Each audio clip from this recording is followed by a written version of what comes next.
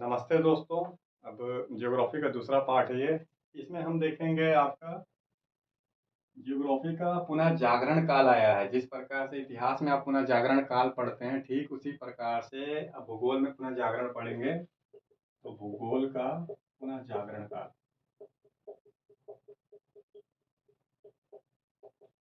आखिर रीबॉर्न हुआ, पुनः जन्म हुआ भूगोल का। और ये कौन सा काल था? ये अन्वेषण का काल था। एक्सप्लोरेशन, अन्वेषण। फिर क्या था आपका? खोज। ये काल है आपका 1250 से लेके 1700 ईडी तक का काल। इसमें बहुत सारे अन्वेषणकर्ता, खोजकर्ता जो थे वो भारत को खोजना चाहते थे, लेकिन उन्होंने विश्व के बहुत सारे क्षेत्रों का, जगहों का खोज किया। इवन अफ्रीका जैसे जो अंधकार कंटिनेंट, मतलब डार्क कंटिनेंट बोला जाता है, उसके भी मिडिल में पहुंच चुके थे ये। तो इनमें अधिकतर क्या था? यूरोप के वासी थे। इसमें से कुछ नाम आपको बताता हूँ एक मैप के जरिए, इनका रास्ता भी समझाता हूँ।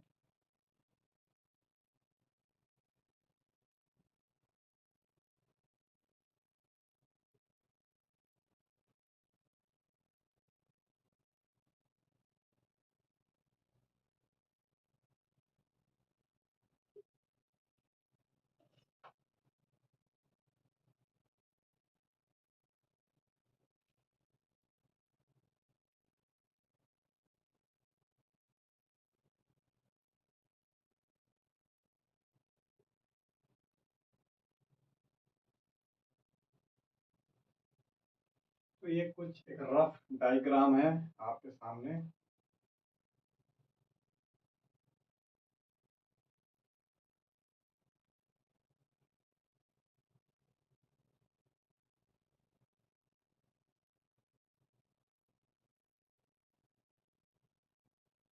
ये हमारे यूरोप का मैप है, रफ।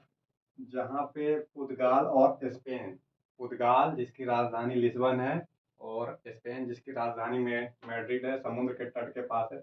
यहाँ से बहुत सारे अन्वेषण करता चले, भारत को खोजने चले थे, लेकिन इन्होंने विश्व के अलग अलग क्षेत्रों को, जल मार्गों को खोज लिया। पहाड़, पर्वत, नदी, घाटी, बहुत बारीकी से इन्होंने अन्वेषण किया।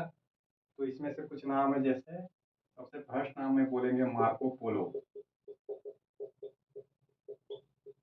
ये मार्को पोलो 1250 में निकले इटली से, और चाइना होते हुए, इंडिया होते हुए आए थे। तो मार्को पोलो ने रूट का खोज किया और विभिन्न क्षेत्रों का और लोगों के संपर्क में आया। संस्कृति से संबंधित बहुत सारी जानकारी यूरोप कंट्री में पहुंचाया। पुनः इसके बाद कोलंबस, कोलंबस जिन्होंने अमेरिका की खोज की। एक और अन्वेषण करता है, नाविक हैं, अमेरिका वेस्पुक्सी, जिनके नाम पे अमेरिका पड़ा है, नाम सुने होंगे, अमेरिका वेस्पुक्सी।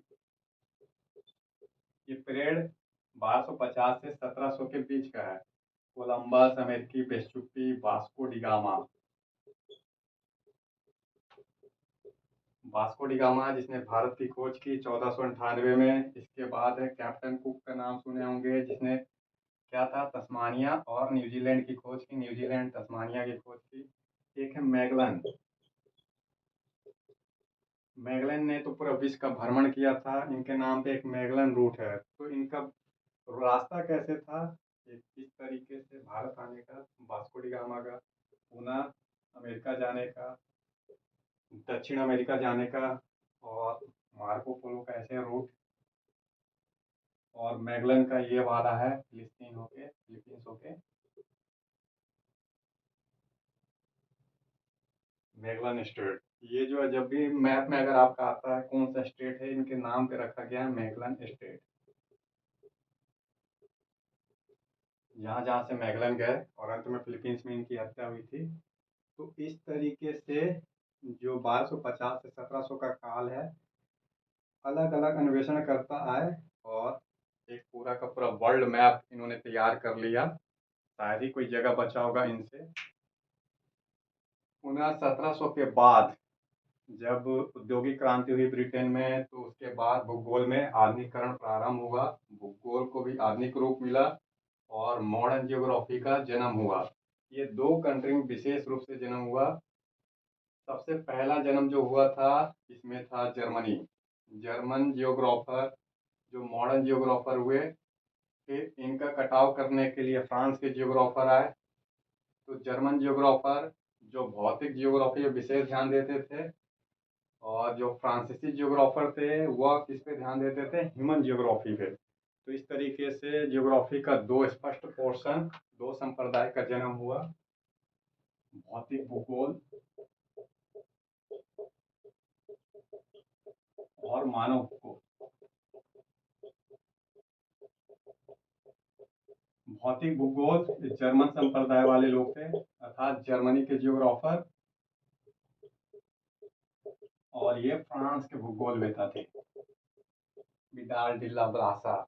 तो फ्रांस ने ह्यूमन जियोग्राफी पे ध्यान दिया और जर्मन ने भौतिक जियोग्राफी पे ध्यान दिया। इसके साथ साथ में जब 19वीं शताब्दी आई तो अमेरिका के जियोग्राफर काफ़ी सारे हैं, जैसे डेविस का नाम सुनेंगे आप। पुनः सोवियत संघ जब मजबूत बना प्रथम विश्व युद्ध के बाद, तो काफ़ी सारे इसके जियोग्राफर थे, साइबेरिया के बेल्टों में विशेष रूप से अध्ययन करते थे। तो अमेरिका, सोवियत संघ जैसे जियोग्राफर जन्म हुआ। अब सवाल था कि आधुनिक काल में इंडियन जियोग्राफर की क्या भूमिका रही। आधुनिक काल और इंडियन जियोग्राफर,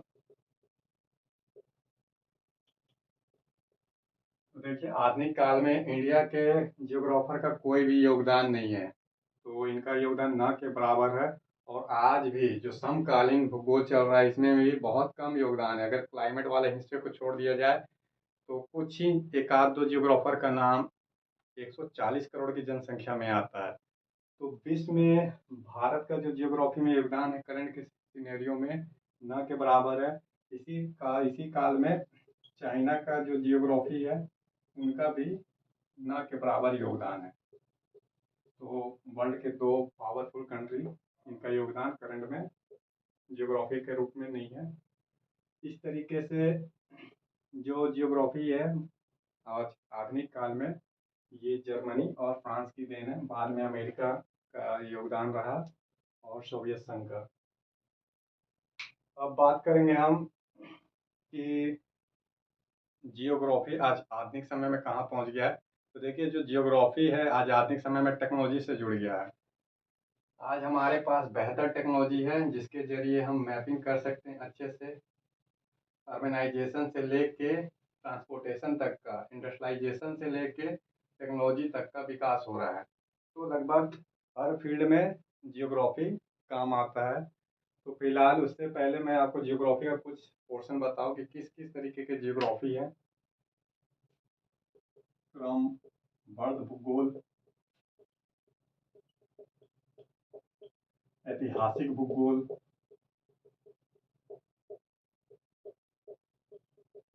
वर्तमान भूगोल,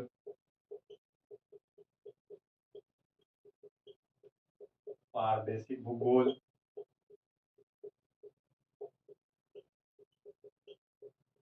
भौतिक भूगोल, मानव भूगोल,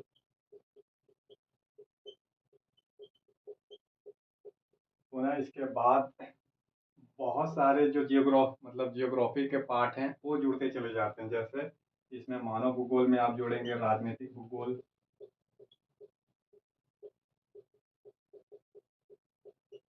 आर्थिक भूगोल, कल्चरल जियोग्राफी,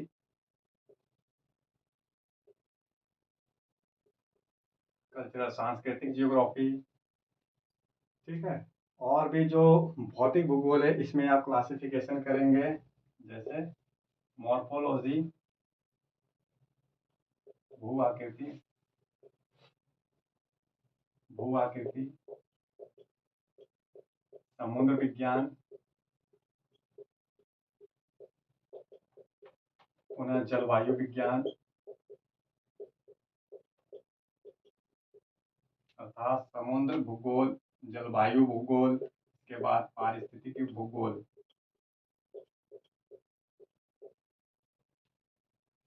और इससे आगे बढ़िए जो रीजनल जियोग्राफी होता है इसमें शहरी भूगोल,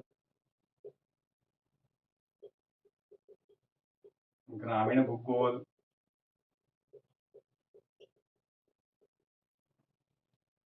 इन सब की आज के डेट में अच्छे से क्या है, मैपिंग हो सकती है, बेटर तरीके से काम हो सकता है। जैसे हमारे पास पास सैटेलाइट है, जीपीएस टेक्नोलॉजी है, जीआईएस टेक्नोलॉजी है, कंप्यूटर टेक्नोलॉजी है। तो मॉडर्न समय में जियोग्राफी को एक नई ऊंचाई मिल रही है, और भविष्य में जियोग्राफी जो है एक सुंदर मजबूत सब्जेक्ट होने वाला है, इंटरेस्टिंग भी होने वाला है। तो ये आपका जियोग्राफी का सेक्शन है, नोट करना होगा, इसे कर लीजिएगा। नेक्स्ट क्लास में फिर मिलेंगे।